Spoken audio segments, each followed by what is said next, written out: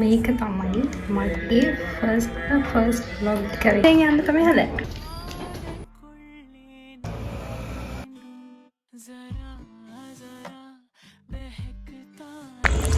ඇත්තට මේ මාර ලස්සනයි.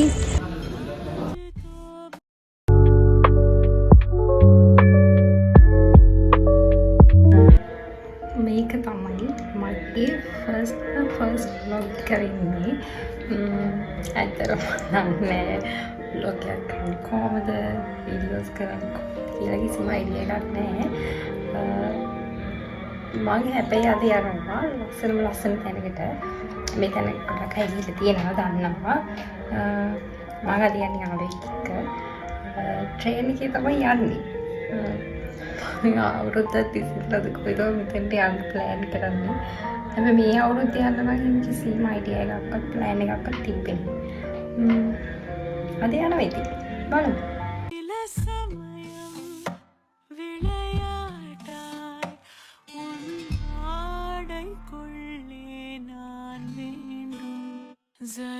දැන් මම ලෑස්ති වෙලා ඉන්නේ. දැන් මගේ යාළුවොත් එවිල්ලා ඉන්නේ.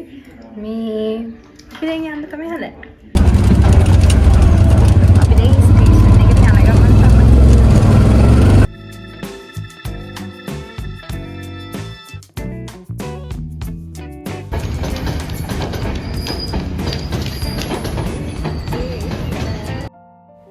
අපි රත්මලානි ස්ටේෂන් එකට ඇවිල්ලා රාගමට එකපාර මෙතනින්ම ටිකට් එක ගත්තා. අපිට තිබ්බා කොටුවෙන් බැහැලා ඊට පස්සේ රාගමට මේ කොටුවෙන් තමයි මේ ට්‍රේන් එක තිබ්බේ. අපි ඊට පස්සේ රාගමින් බැහැලා අපි බඩගිනි නිසා කැරමල් ෆ්‍රෙෂ් එකක් තිබ්බා. ඊට පස්සේ අපි කාලා අපිට කොහමද තිබ්බා කිලෝමීටරයක් විතර දුරක් යන්න. ඉතින් ඔතනින් තමයි තේවත්ත පල්ලිය ඇතුළට යන්න තියෙන්නේ. ඔතනදිම මාරම ලස්සනයි. හරිම නිස්කලංක පරිසරයක් තියෙන්නේ.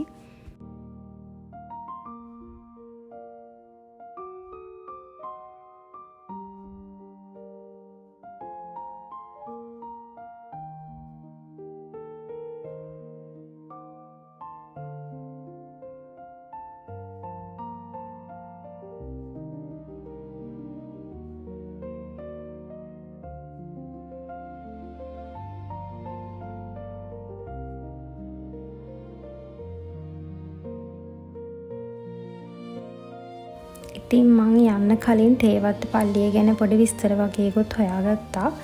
ඉතින් මං හිතුවා මේක නිකන් වීඩියෝ එක ප්ලේ වෙන එකේ මං හොයාගත්ත විස්තර ටික ඔයාලත් එක්ක ෂෙයා කරගන්න. මේ තේවත්ත පල්ලිය තමයි ලංකාවේ බැසිලිකාව වෙන්නේ, එකම බැසිලිකාව වෙන්නේ. එතකොට මේක ආරම්භ කරලා තියෙන්නේ ක්‍රිස්තු වර්ෂ 1911 කුඩා පැල්පත් දිව්මෙදුරක් විදියට. මේක 1951 ඉඳලා අවුරුදු 20ක් නිර්මාණය කරලා තියෙනවලු. ඒ කියන්නේ අවුරුදු 20ක් හදලා තියෙනවලු 1951 ඉඳලා.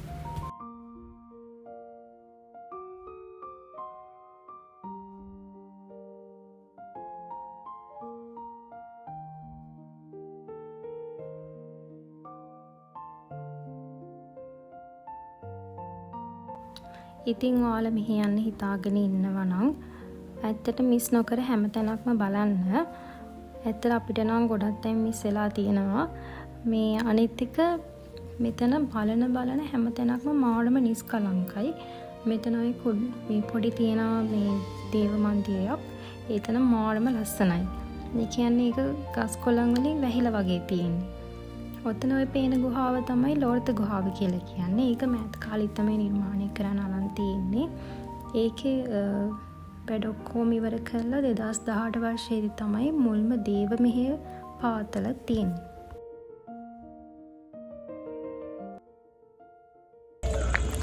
ඇත්තට මෙහි මාර ලස්සනයි. ඇවිල්ලා තියෙන අය නම් දන්නේ නැති. මේ දැන් අපි යන්න තමයි හදන්නේ. ලස්සනයි. ඒක ඇත්තටම ඇවිල්ලා බලන්න ඕනේ මම නම් කියන්නේ. දැන් ඉතින් යන්න හදන්නේ. ඉතින් කන්න ඕනේ බඩේ. ආරේ වන්ද. ඒක ෆොටෝස් වලින් දක්නට වඩා ඒක මාරම ලස්සනයි. ඇවිල්ලා බලන්න ඕනේ.